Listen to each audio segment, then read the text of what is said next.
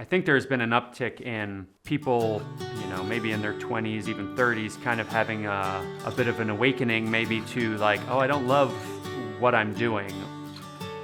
And I think a lot of that can come from just the removal of any sort of like personal relationship with the work, the end product.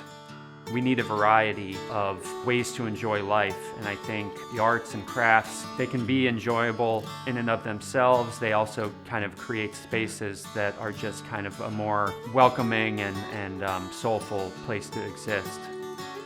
Especially nowadays, like people don't really work with their hands anymore. Most of the time you have your laptop, you have your phone, and you can pretty much do anything anywhere. That empowerment of you can use your own hands, make jewelry, make things you love, and that's powerful. What's one thing that's really important to me is that my work be accessible to everyone. I want young people to be able to buy my work as well. I've read that a lot of young people right now see the arts as something that is not for them because it's not a part of their education. They just don't see it as something of their everyday life.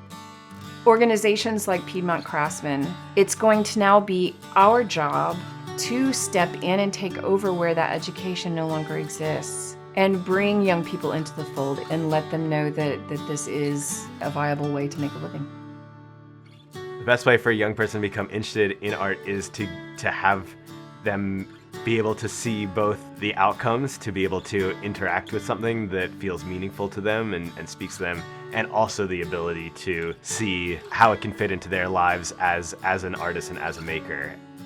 I didn't grow up knowing professional artists and didn't think that I saw it as a viable path, for my life. Having a craft guild where people can see this is a viable way to make a living and a lifestyle feels absolutely necessary.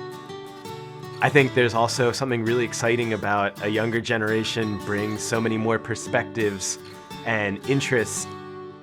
Art is a really important vehicle for hope, and I think that as we are raising young folks, seeing how art can expand young folks' sense of the possible feels absolutely vital.